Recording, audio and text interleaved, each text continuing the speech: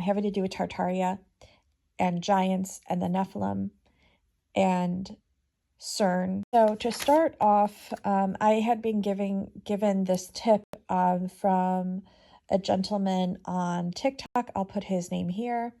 And he actually referred me to a video that showed this ancient old world building that said...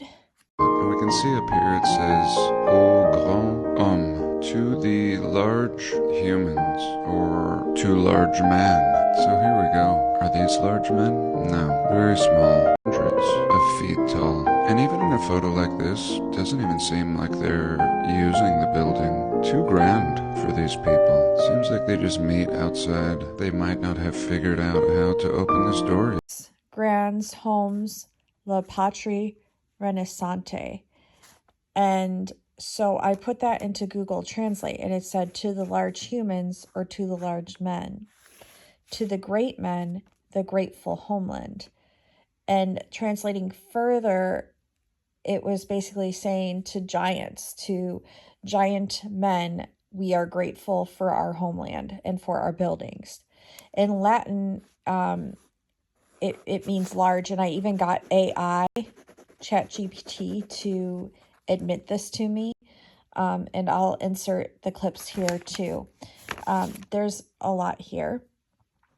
But then, okay, so I'm like, okay, so the Nephilim could have actually been the ones that created these buildings. And I'm like, this is really interesting. So why does the Bible and everything tell us that the Nephilim are bad, that they're... And I think it's to cut off our knowledge about the truth of them, because I feel like they brought this forbidden knowledge that actually could benefit humanity, that empowered humanity, that gave us tools that we could use to basically disrupt the system and disrupt our dependence on them or the government, because they had the tools and the know-how on how to maybe work with plants, medicine, the stars, weaponry, to teach us these things. And that's why they were condemned, because they were empowering us with this knowledge. And I believe that's how either they built these buildings or helped us to build these. And I have a huge theory on this. Okay, so this was the huge aha moment that came in. So I was watching a Mandela effect, and if you don't know about Mandela effects, definitely do your own research. A lot of the common ones are like mirror, mirror on the wall, the cornucopia being in the fruit of the loom, J.C. Penney's, different Bernstein Bears, like different spellings to different words that we've known in the past that grew up in those timelines with those words. They were spelled a certain way, and now CERN is saying that they're spelled a different way, or that they never existed, things like that. And the reason that they're doing this, guys, is to create confusion throughout humanity and to get the humans, us, to doubt ourselves and our internal gnosis, to get us confused and blurred with the past. Siren going confirmation. And wow, really loud siren confirmation. They're coming to take me away. Literally driving by right now. Okay, interesting. Do you hear those sirens? I sure do.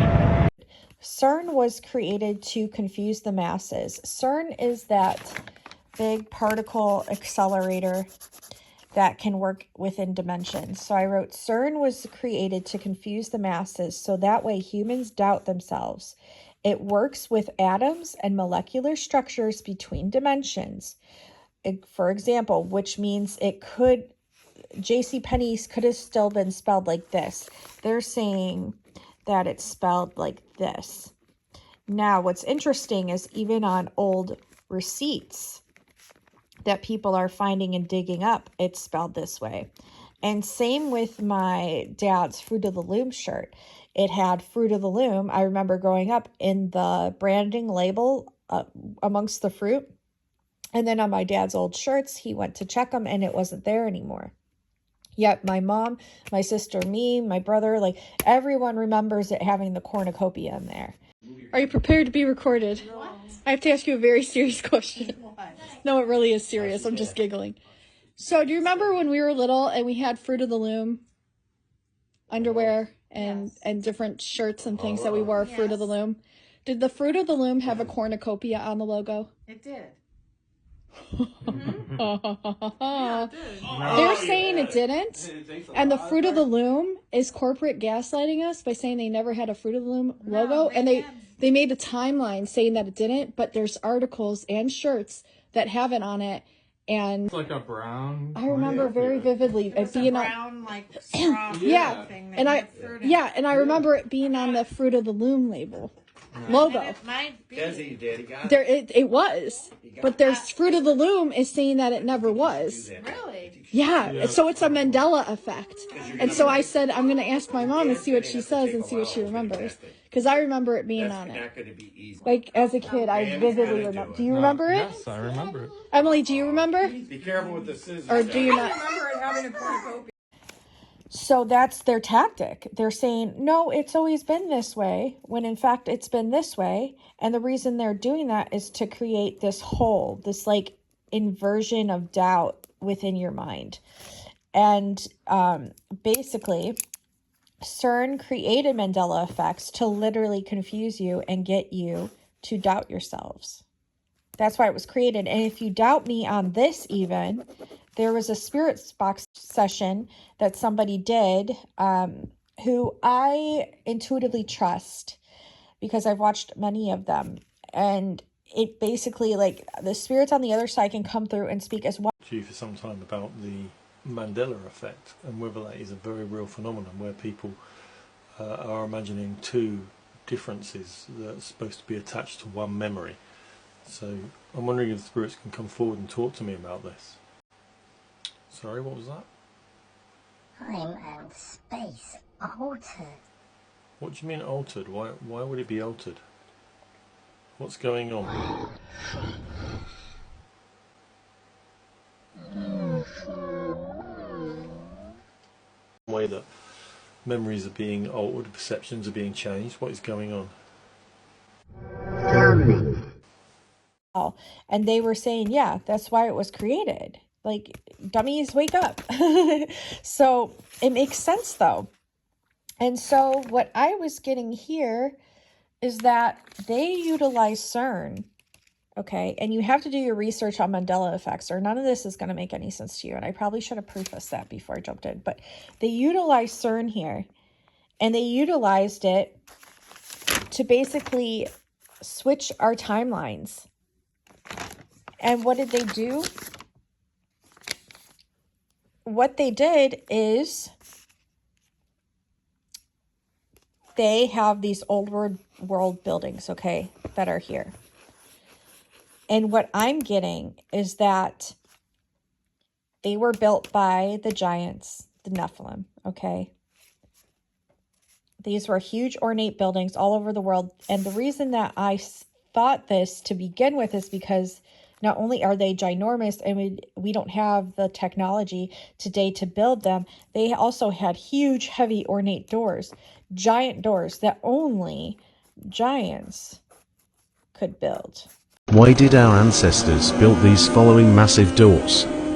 Unless they were built for giant people, obviously it's colossal. And open. Okay? And the reason that I say that the Nephilim had this like knowledge of enabling or helping out humanity is because all this technology worked off of free energy. Ether energy from the ether. I'm probably going to have to make this into a part 2. I'm trying not to though. So there's pyramids, there's huge ornate buildings, and there's also cathedrals. Well, they call them cathedrals also because they're like huge cathodes. All these buildings are. They work with the ether, the electricity, and the air. It's the 5th state of matter.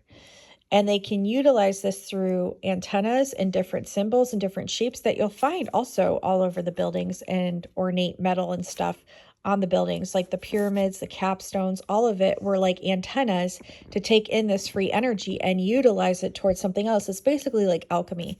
That's why I think they derived Migdal from the word, from Magdalene's last name, because Migdal means tower.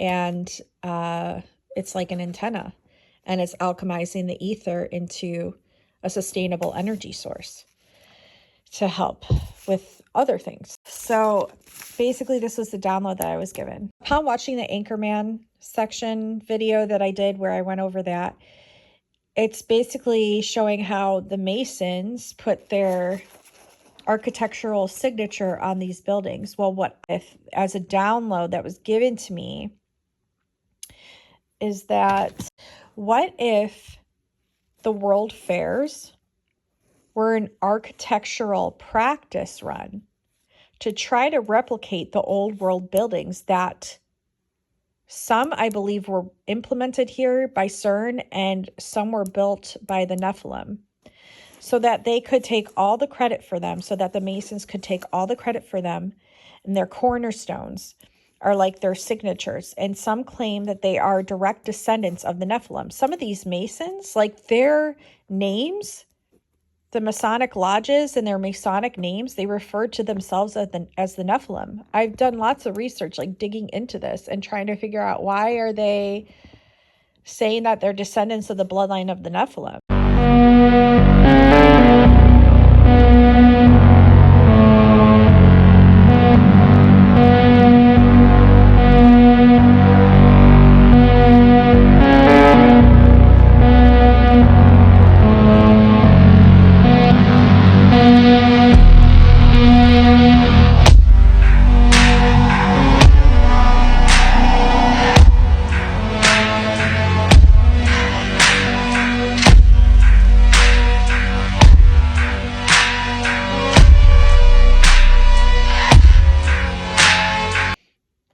They took credit of the giants and their buildings. So maybe the World Fairs were them like practice trial running how to make these buildings, so that way they could destroy the knowledge of the Nephilim actually having been built them and put their names on it and say that they were the ones that made them. Well, what would be the point of them doing that? So that they could hold power over free energy. And that they could take that free energy away from you and make you pay for it. So they had control. Okay? And how did the buildings get here? Was it CERN? Did they perhaps manipulate the timelines to confuse us? Because what I'm getting here is that we have these old world buildings. We have pyramids. We have ornate architecture that we cannot replicate today whatsoever. Then we have these modern buildings that we have today that are just so boring, no ornate, no creativity, just like to cut us off from this knowledge of the old world. And here we are as little people going, what the fuck? Like, how are these here? We have these little cell phones in our hands, but we have these modern buildings that should be more advanced than these, but yet in our past, these ones are more advanced than these. How the fuck does that work? Maybe it's CERN. Maybe it's CERN. We were given some technology, but only given what the government wants to show us purposely to confuse us. For example, we were given cell phones. So we were giving these like little pieces of technology to directly confuse us and get us to confuse our past with our present, our future, and our future with our past. They say that smaller is more futuristic because it's more compact, but I think this stuff is more interesting, more futuristic. And so the government gave us pieces and not the whole story, so that we lose all of our power. That's why we get confused, because this is why the past and the future and the present moment don't match up. Because of this, because of them, the government, and because they don't want us to know. That's why we're here going, what the fuck? Like, we're literally thinking, like, what the fuck? Like, how are these huge ass buildings here, but they can't replicate them today? And why do we only get this when this should be more advanced than this? Also, the pieces and parts moved on the buildings. There's so much I could go into, but I'm trying to keep this short and sweet. Yeah, some say smaller is more futuristic, but I think these, obviously, everyone can see that those are more futuristic. These use wires. These don't need to use wires at all. But they gave us a little piece of it with Wi-Fi. Inorganic ether energy, when this is all provided by Mother Earth. This is provided by who? The government. That who wants to stay in control? That who makes us their slaves and pay to survive? So why wouldn't they want to control? It's actually quite brilliant on their part. But that's why.